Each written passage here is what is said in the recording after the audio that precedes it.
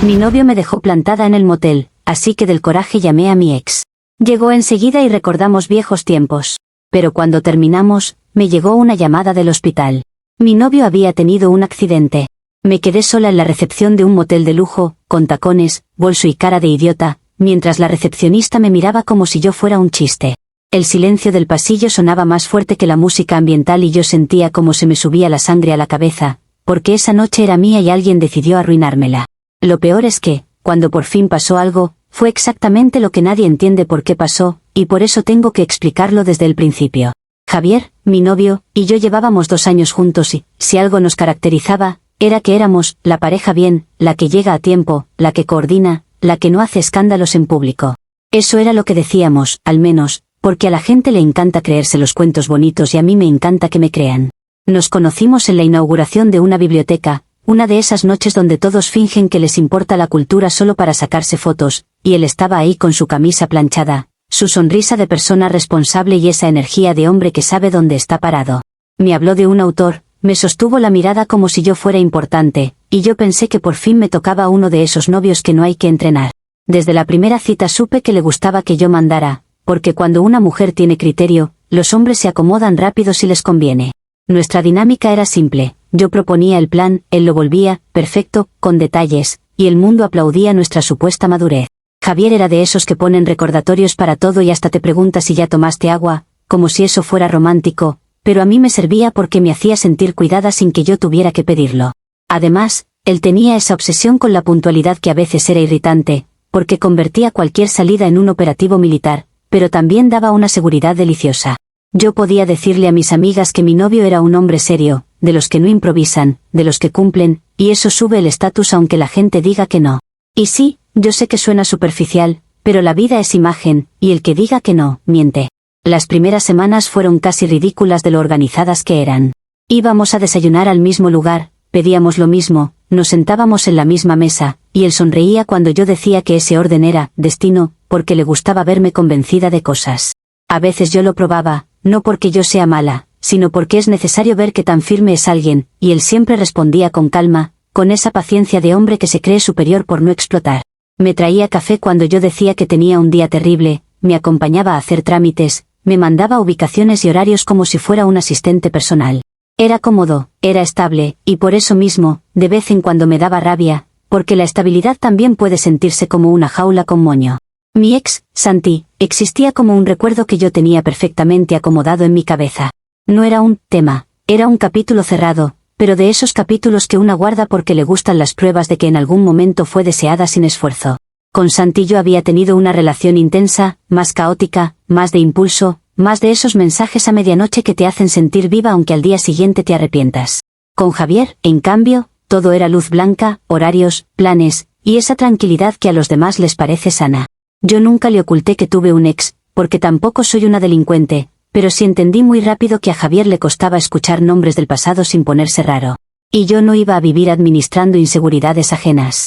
Para nuestro aniversario, Javier insistió en que hiciéramos algo especial y me lo vendió como si fuera un premio que yo tenía que agradecer.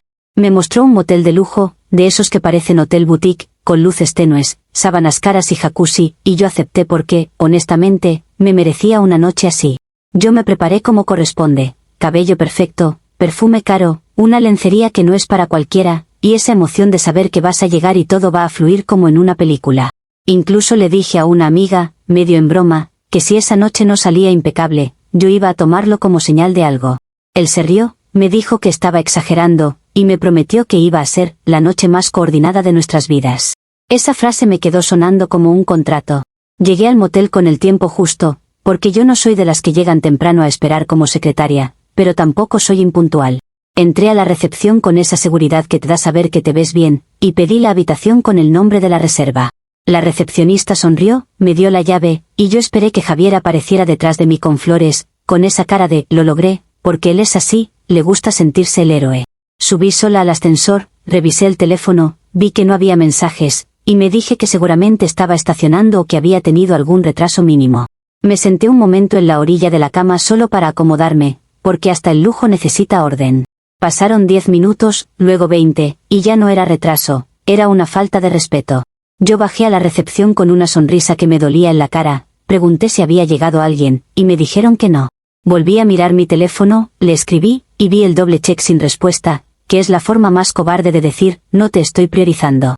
Empecé a sentir esa mezcla de humillación y rabia que te hace querer romper algo, porque no es solo que no estaba, es que me dejó como una mujer esperando en un motel, que es lo más ridículo del mundo. El lugar era caro, sí, pero la escena era barata, y yo no iba a permitirme ser el chiste silencioso de una recepcionista. A los 40 minutos yo ya no estaba triste, estaba ofendida por principio. No me importaba si Javier tenía una excusa, porque hay cosas que se avisan, y si alguien te ama, te avisa, así de simple. En mi cabeza se armó una lógica clarísima, si él no aparecía, era porque no entendía el nivel de compromiso que esa noche representaba. Y si no entendía eso, entonces yo tenía derecho a proteger mi dignidad, porque la dignidad no se negocia, se ejerce. Fue ahí cuando pensé en Santi, no como un plan elaborado, sino como un recurso inmediato para que el universo se equilibrara. Yo no iba a quedarme sentada, esperando, mientras mi noche se pudría. Lo llamé con esa voz que yo sé usar, la que no pide, la que ordena sin sonar autoritaria. No le dije, me dejaron plantada, porque no iba a regalarle esa victoria, solo le dije que estaba en un lugar y que necesitaba que viniera.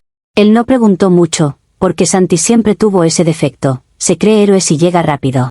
En menos tiempo del que me tardé en retocarme el labial, me avisó que estaba afuera, y cuando lo vi entrar, con esa sonrisa de, todavía puedo, sentí un alivio que me dio asco, pero también poder.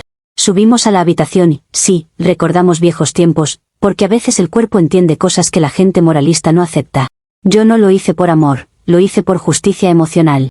Lo que pasó en esa habitación fue intenso y rabioso, más por mi enojo que por él, y eso debería ser suficiente explicación para cualquiera que haya sido humillada. No voy a entrar en detalles, porque tampoco soy un espectáculo gratuito, pero sí diré que fue una manera de recuperar el control de una noche que me habían arrebatado. Cuando terminó, yo me quedé unos segundos mirando el techo, tratando de decidir si iba a sentir culpa o si iba a sentir triunfo. Elegí lo lógico, si alguien te deja sola, no puede exigir exclusividad como si fuera un derecho automático. Yo estaba acomodando mi cabello cuando sonó mi teléfono y vi un número desconocido que me apretó el estómago. Contesté pensando que por fin era Javier con una excusa larga, una de esas historias que los hombres cuentan para no aceptar que la regaron.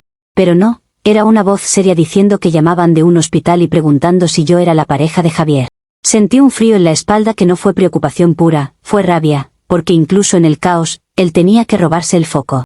Me dijeron que había tenido un accidente, que lo habían atropellado mientras cruzaba la calle, y que venía de comprarme un ramo de orquídeas exóticas.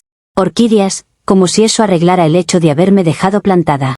Yo me quedé con el teléfono pegado a la oreja, mirando a Santi, y lo único que pude pensar fue que Javier había arruinado mi noche de la forma más dramática posible. En ese instante entendí que me iban a convertir en villana sin importar lo que yo dijera. Porque claro, él en una camilla y yo en un motel, y la gente ama los relatos fáciles donde la mujer es el monstruo. Nadie iba a preguntar por qué yo estaba sola 40 minutos, nadie iba a ver la falta de consideración, nadie iba a entender que las cosas no pasan en el vacío. Yo sentí que me estaban empujando a un juicio público sin abogado, y lo peor es que Javier, con su gesto romántico de orquídeas, ya estaba construyendo su estatua de mártir. Y yo, sinceramente, estaba furiosa con él, porque su falta de precaución al cruzar la calle terminó de destruir lo poco que quedaba de una noche que se suponía perfecta. Comentarios de la historia principal.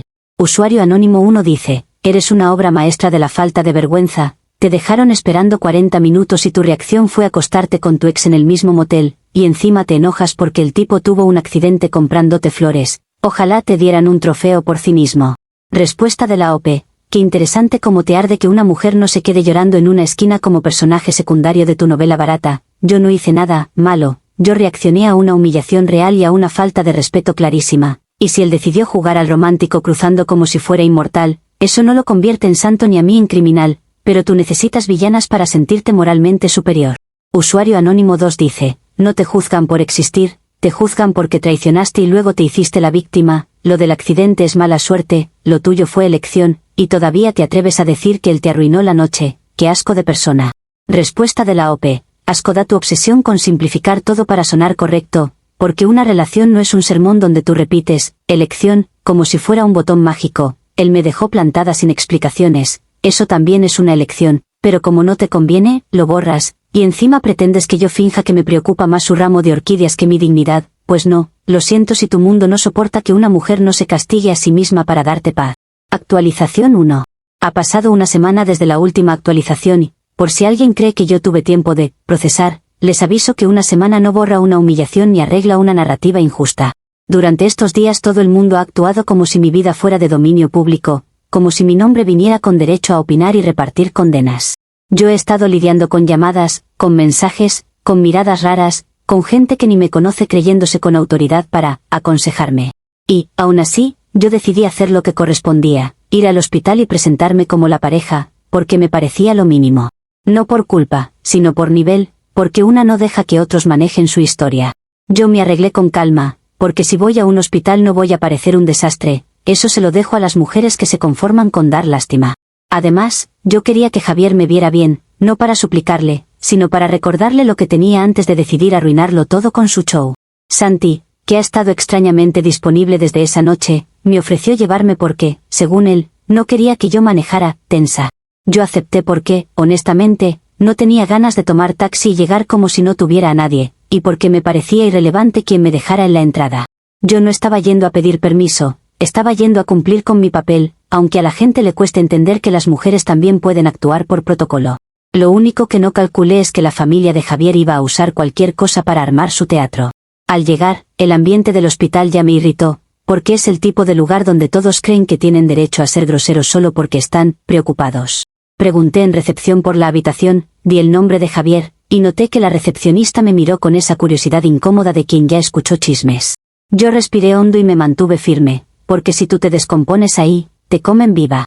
Santi se quedó a un lado, muy correcto, y yo fui hacia el ascensor pensando que lo peor sería una charla incómoda con Javier. Me equivoqué, porque antes de llegar siquiera al pasillo, apareció su hermana, como salida de una película donde el villano se cree héroe.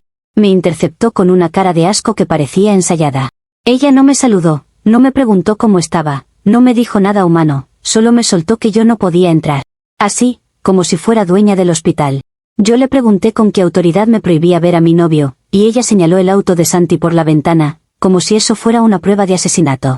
Dijo que me había visto llegar con él y que ya sabía qué clase de persona era yo, con esa moral barata de familia que cree que el dolor les da licencia para humillar. Yo intenté explicarle que quien me llevó no era asunto de nadie, que Javier era mi pareja, y que yo estaba ahí para hablar con él. Pero ella no quería escuchar, quería castigar, y lo peor es que se nota cuando alguien disfruta sentirse juez. Yo sentí como se me prendía la cara del coraje, porque de verdad, ¿en qué momento mi vida se volvió un tribunal? Le dije que estaban exagerando, que lo realmente grave fue que Javier no me avisara que iba a desaparecer y luego, aparecer, atropellado, porque sí, aunque suene fuerte, eso fue lo que pasó, yo quedé plantada sin información. Ella abrió los ojos como si yo hubiera dicho un crimen, y empezó a hablarme de respeto y de decencia, palabras que la gente usa cuando no tiene argumentos y solo quiere controlarte. Yo le recordé que decencia también es avisar, y que no se puede pedir lealtad perfecta cuando se te abandona en un lugar, pero su hermana no quería lógica, quería espectáculo. En ese momento vi que venían dos personas más detrás de ella y entendí que me estaban rodeando a propósito. Me dio tanta rabia que levanté la voz, no porque yo sea escandalosa por gusto, sino porque hay situaciones donde si no te impones, te aplastan. Dije claramente que mi vida privada no les incumbe, que nadie sabía lo que yo había pasado esa noche, que nadie tenía derecho a juzgarme desde la comodidad de su moral de domingo. En cuestión de segundos, la sala de espera entera giró a mirarme, y esa sensación de estar en un escenario es asfixiante, porque la gente no escucha, solo consume. La hermana de Javier aprovechó esa atención para hacerse la víctima y decir que yo estaba causando problemas mientras él luchaba por su vida, como si él estuviera en guerra y yo fuera el enemigo. Y ahí, honestamente, sentí que me querían borrar como persona para quedarme como villana de un cuento. Lo peor fue que, en vez de alguien mediar, apareció seguridad como si yo fuera una amenaza. Me pidieron que me calmara con ese tono condescendiente que usan con las mujeres cuando expresamos indignación, como si la emoción femenina fuera un crimen. Yo les dije que no estaba haciendo nada ilegal, que solo quería entrar a ver a mi pareja, y que la familia estaba creando un conflicto innecesario. Uno de los guardias me tomó del brazo para guiarme lejos, y eso me encendió porque a mí nadie me toca como si fuera un bulto. Me resistí, dije que me soltaran, y la hermana de Javier se quedó mirando como si hubiera ganado un trofeo. Santi intentó intervenir, pero claro, entonces lo usaron para reforzar su narrativa, como si su presencia justificara que me trataran como basura. Me sacaron hacia la salida mientras yo seguía reclamando lo obvio, que estaban invadiendo, juzgando y decidiendo por Javier sin dejarme siquiera hablar con él. Yo no estaba pidiendo quedarme a dormir en su habitación, estaba pidiendo 5 minutos de conversación. La gente me miraba como si yo fuera una loca, y eso es lo más injusto, porque nadie vio cómo me dejaron esperando esa noche, solo ven a la mujer reaccionando y creen que eso es todo. Afuera, con el aire golpeándome la cara, sentí esa mezcla horrible de vergüenza y furia, porque te expulsan como si fueras indecente, cuando lo indecente es la humillación pública. Yo me subí al auto con Santi temblando, no de culpa, sino de impotencia por la arbitrariedad. Y en ese momento todavía creía que, al menos, Javier iba a entender. No pasó ni una hora cuando me llegó un mensaje de Javier. Yo pensé que sería algo como, lo siento, hablemos, o mínimo una explicación, porque si eres adulto, te haces cargo. Pero no, me escribió que ya no quería verme más, que el escándalo había sido demasiado, que su familia estaba destrozada y que yo no aportaba paz.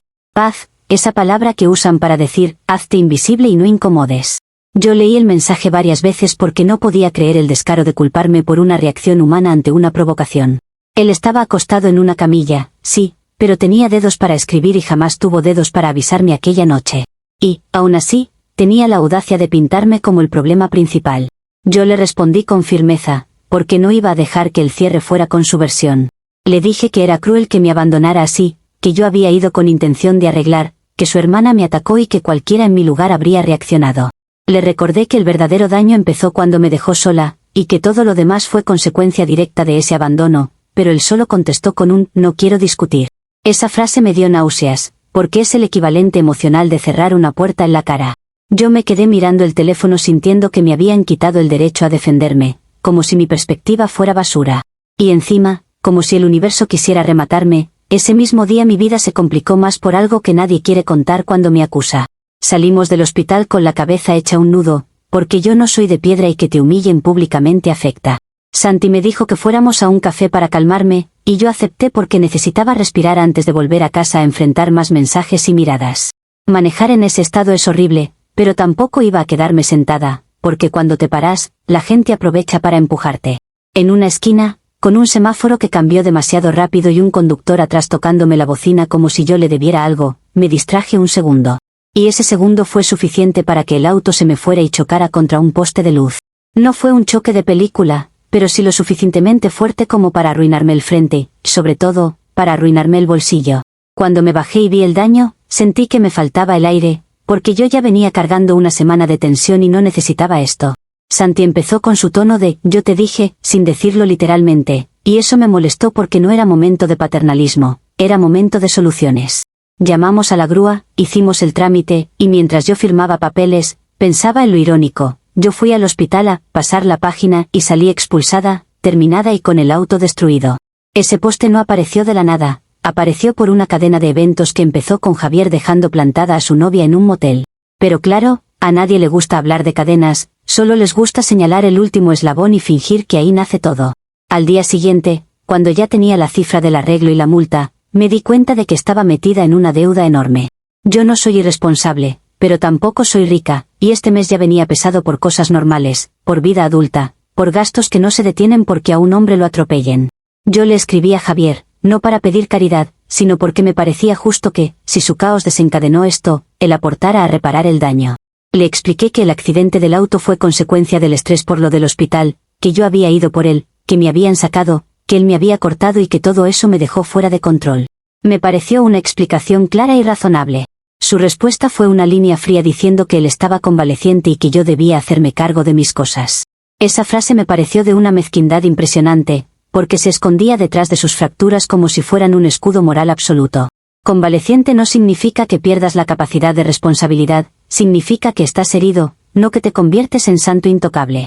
Yo le dije que era egoísta usar su estado para lavarse las manos, que yo había estado ahí, que yo estaba recibiendo golpes por él, y que él ni siquiera podía reconocerlo.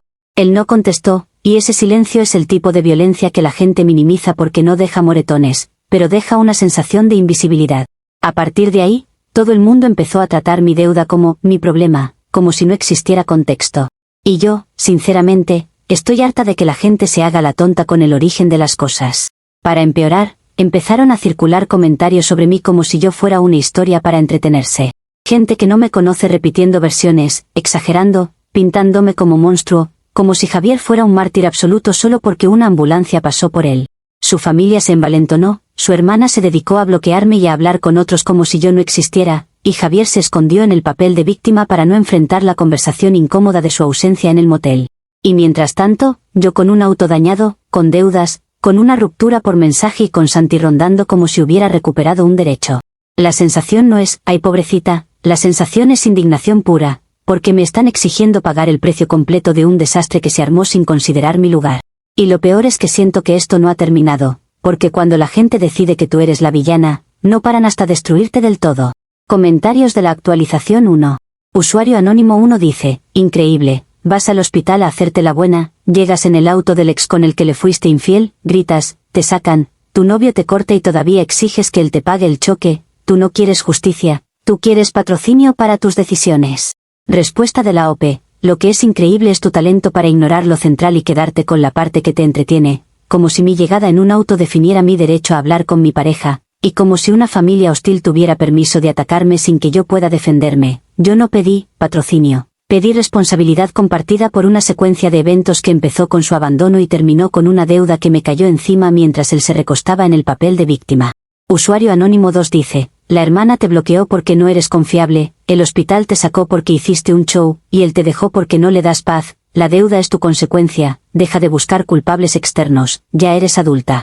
Respuesta de la OP, ser adulta no significa aceptar que te pisoteen y luego sonreír para que extraños como tú se sientan cómodos con su moral, si a mí me provocan, yo respondo, y si me cierran puertas con juicio y humillación, claro que voy a alzar la voz. Lo que ustedes llaman paz es sumisión, y lo que llaman consecuencia es la manera elegante de decir que a una mujer se le puede destruir la vida y todavía esperan que pida perdón por existir. Actualización 2. Ha pasado un mes desde la última actualización y, aunque a la gente le encanta decir, ya supéralo, como si el daño tuviera interruptor, lo cierto es que un mes solo sirve para que las consecuencias se vuelvan más caras. Yo seguía sin auto, seguía con la deuda del choque creciendo con intereses, y seguía con Javier actuando como si su fractura le hubiera dado inmunidad moral de por vida. Intenté resolverlo por las buenas al principio, porque yo no soy una persona irracional, pero cuando te cierran todas las puertas, una tiene que ser creativa. Además, mi vida cotidiana se volvió un desfile de inconvenientes prácticos, llegar al trabajo, hacer compras, moverme, todo dependía de favores, y yo no nací para vivir pidiendo permiso. En ese contexto, aceptar la ayuda de Santi empezó a parecer no solo conveniente, sino inevitable, aunque me da risa que la gente lo llame ayuda cuando es básicamente el mínimo por haberme dejado sola en ese caos. Santi me ofreció quedarme con él temporalmente y lo presentó como un gesto noble, como si yo tuviera que aplaudirle por tener un sofá disponible. Yo acepté porque no tenía sentido gastar en taxis diarios ni seguir acumulando estrés, y porque sinceramente necesitaba un lugar donde nadie me mirara como si yo fuera un caso clínico. Al principio, Santi se comportó correcto, demasiado correcto, y eso debió ser mi primera alarma, porque cuando un hombre se esfuerza tanto en parecer, bueno, siempre está cobrando algo por dentro. Él empezó con detalles tontos, compraba comida, preguntaba qué quería ver en la tele, me decía que descansara, y yo pensé que estaba compensando por lo de la noche del motel. Pero en cuestión de días, esa amabilidad se transformó en una actitud rara, como de dueño, como si porque yo estaba bajo su techo, mi independencia se hubiera desactivado. Me hablaba con ese tono de, aquí se hace así, y cada vez que yo le marcaba un límite, se ofendía como si yo le debiera gratitud eterna. Yo intenté mantener una convivencia neutral, porque mi plan era rearmar mi vida rápido, no mudarme emocionalmente con él.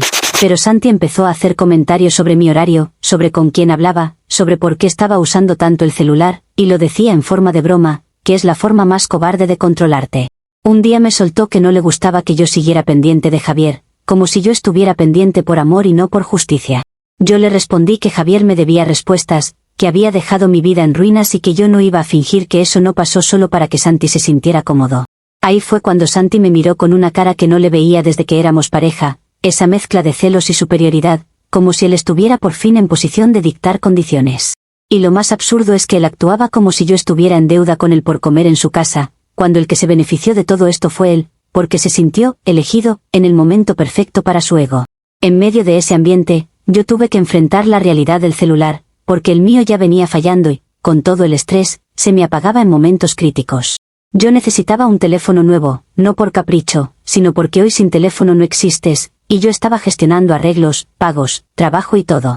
Se lo planteé a Santi de la forma más clara, si él quería ayudar de verdad, lo mínimo era que me facilitara una herramienta básica, porque él estaba gastando en comida como si eso fuera un acto heroico, pero lo que yo necesitaba era estabilidad. Él se rió, me dijo que no era su obligación comprarme nada, y lo dijo con esa seguridad de quien se siente intocable. Esa respuesta me hirvió la sangre, porque entonces toda su generosidad era puro teatro, era una forma de mantenerme dependiente en lo pequeño para poder negarme lo grande. Le dije que no podía ser tan miserable después de todo lo que yo había tenido que soportar, y él me contestó que yo estaba exigiendo demasiado y que nadie me debía nada. Esa frase, viniendo de alguien que se cree dueño de mi gratitud, fue una provocación directa. Esa misma noche, yo estaba en mi cuarto, revisando mensajes, viendo cómo seguía el tema del departamento que Javier y yo compartíamos, porque sí, compartíamos un lugar, y eso se estaba volviendo una bomba. Yo no había dimensionado lo rápido que Javier iba a moverse para asegurarse de que yo quedara como la villana oficial, pero en el fondo lo sabía. Él siempre fue organizado, y ahora estaba usando esa organización contra mí. Yo tenía una rabia acumulada que no me cabía en el pecho, y en esa rabia se me metió una idea que en el momento sonó lógica. Si Javier quería hacerse el mártir y dejarme como monstruo, entonces yo iba a mostrarle que también podía perder cosas.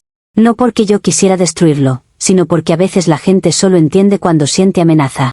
Además, yo ya estaba cansada de que todo el mundo creyera que yo era la única que hizo algo, mientras él quedaba como santo solo por haber sido atropellado. Ahí fue cuando tomé una decisión impulsiva pero, en mi cabeza, proporcional, tenía fotos de esa noche en el motel, porque sí, uno guarda cosas, y no voy a pedir perdón por tener evidencia de mi vida.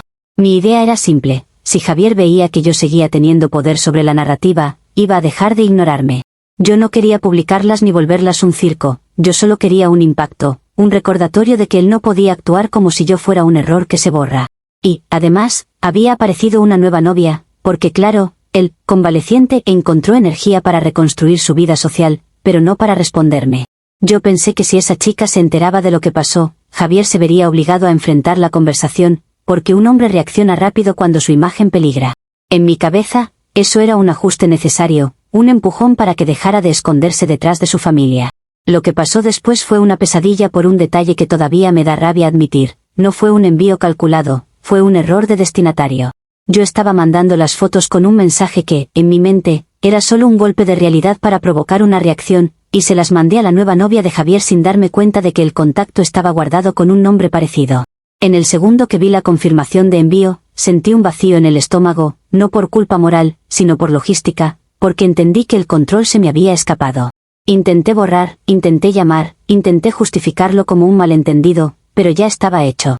Y la parte más insultante es que esa chica no reaccionó como debería reaccionar alguien a quien le mandan eso. No se fue contra Javier, no le armó un escándalo a él, no lo cuestionó, no lo dejó, nada. Ella reaccionó como una persona fría y estratégicamente asquerosa, usó las fotos como prueba. Yo me enteré cuando recibí un aviso relacionado con el tema del departamento, y ahí se me heló el cuerpo, porque entendí que mi error no iba a quedarse en chisme, iba a volverse legal. Resultó que la chica, en lugar de ponerse emocional, se movió como si estuviera jugando ajedrez y yo fuera un peón. Presentó esas fotos como evidencia de infidelidad en el juicio por la posesión del departamento compartido, como si una noche de abandono y rabia pudiera resumirse en 2 imágenes y ya. Yo escuché eso y me dio una indignación física, porque la gente ama convertir emociones complejas en pruebas, cuando les conviene. Además, me pareció una bajeza que una tercera persona, recién llegada, se metiera a decidir sobre un espacio que yo construí con Javier, pero claro, cuando la sociedad quiere castigarte, cualquier desconocida puede volverse juez. El día que tuve que enfrentar el proceso fue humillante de una manera distinta a la del motel, porque ahí no era mirada de recepcionista, era mirada institucional. Yo intenté explicar contexto, intenté explicar que yo estaba plantada, que Javier había desaparecido, que mi vida se desmoronó después, que yo solo quería que me escucharan. Pero el juez, con esa cara de autoridad que se cree neutral, no quería escuchar nada que sonara emocional. Todo lo que yo decía lo reducía a decisiones personales, como si las decisiones nacieran en el vacío. Lo peor fue sentir que yo hablaba y que mi voz no tenía peso, como si por ser mujer y estar en una situación fea, mi versión fuera automáticamente sospechosa. Ellos querían una historia simple, yo fui infiel, punto, castigo. Ese tipo de simplificación es una violencia elegante, porque te quitan la humanidad y te dejan como etiqueta. El resultado fue brutal y absurdo, me obligaron a desalojar el departamento en menos de 24 horas. 24. Como si yo fuera una invasora y no alguien que vivió ahí, que pagó cosas ahí, que tenía vida ahí. Yo salí de esa audiencia con las manos frías, y con una rabia tan grande que me temblaban los dedos, porque todo fue decidido por gente que no sabe lo que es ser plantada, humillada, expulsada de un hospital y luego castigada por reaccionar. Javier, por supuesto, no me llamó, no me miró, No tuvo ni la decencia de enfrentarme en persona. Él dejó que la nueva novia hiciera el trabajo sucio, porque eso hacen los hombres cuando quieren mantener su imagen limpia. Y yo me quedé con la sensación de que me estaban despojando no solo de un lugar, sino de mi posición en la historia. Empacar en menos de 24 horas es una tortura psicológica que nadie debería vivir, pero a mí me tocó por culpa de una cadena de cosas que empezó con la impuntualidad de un aniversario. Tuve que ir al departamento con cajas, con bolsas, con esa urgencia que te hace sentir delincuente.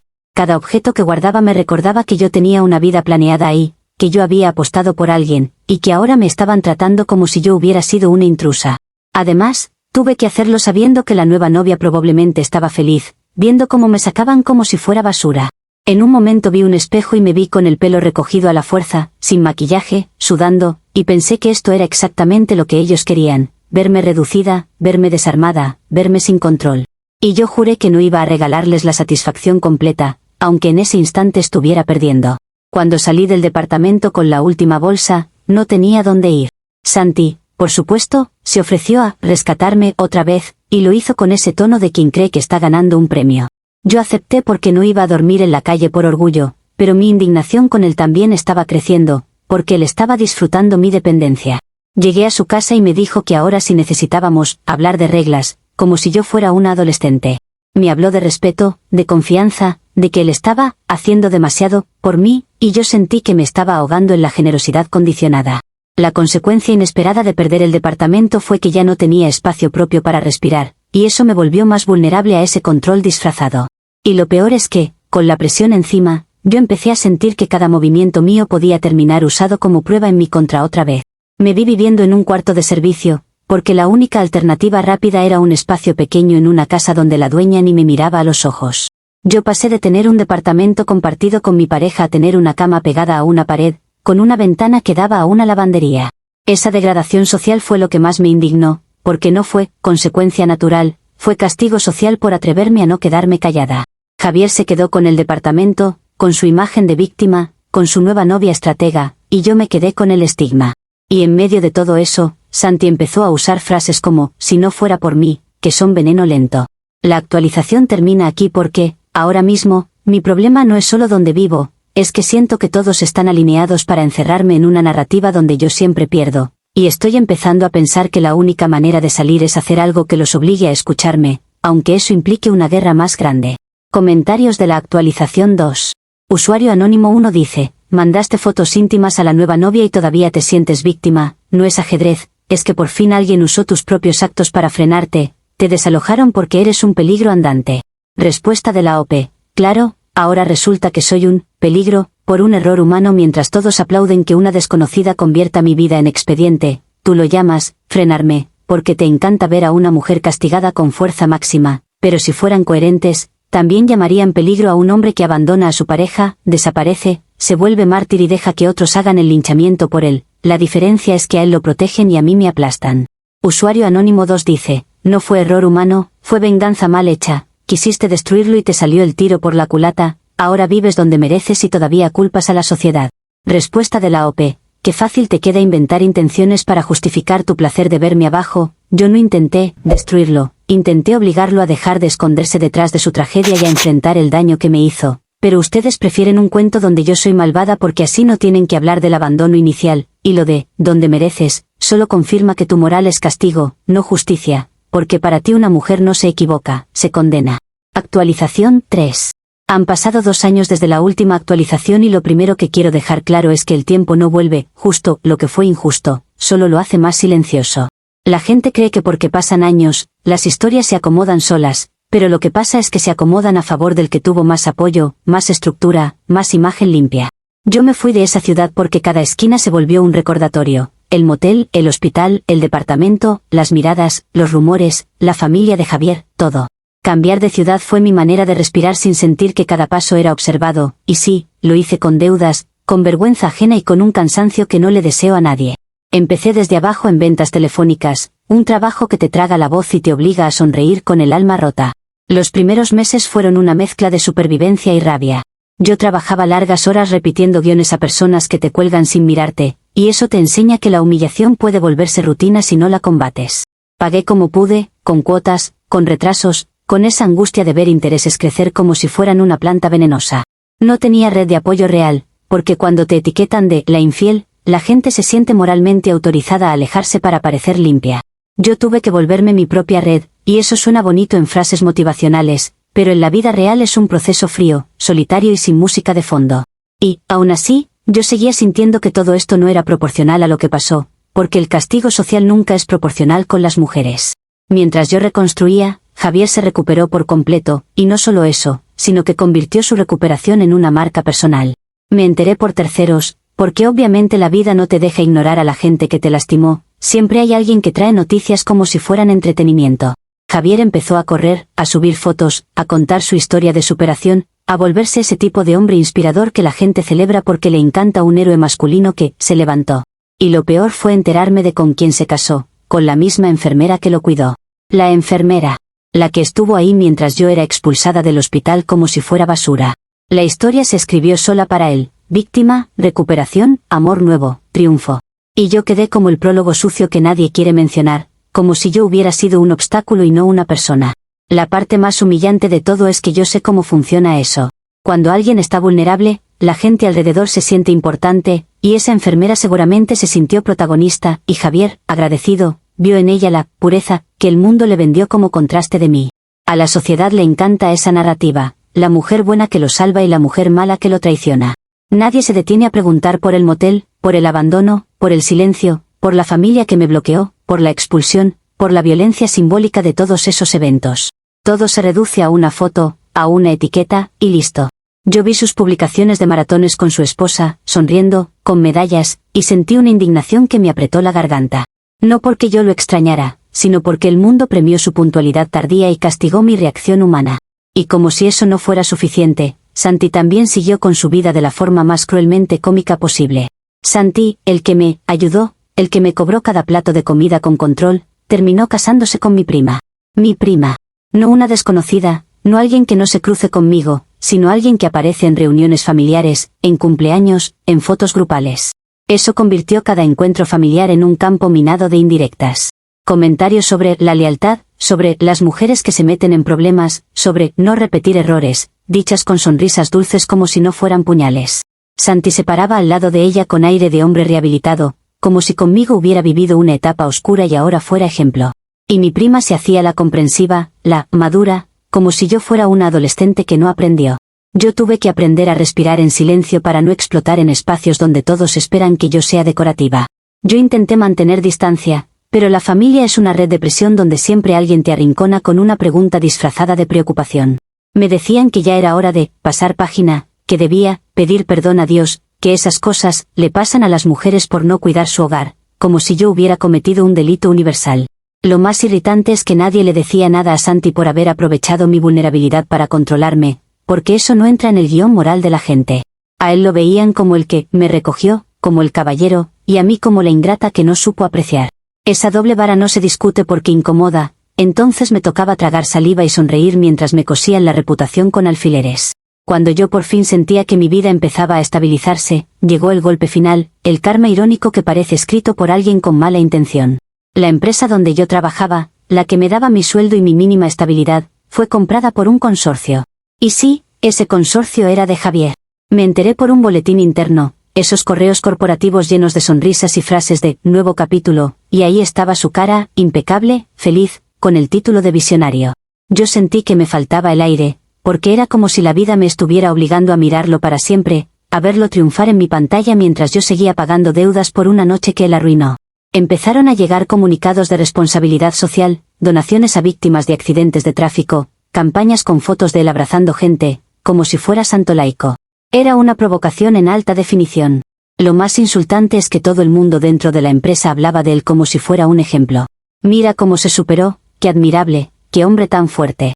Nadie sabía mi historia completa, claro, y si la supieran, igual la reducirían a etiqueta, porque eso hace la gente.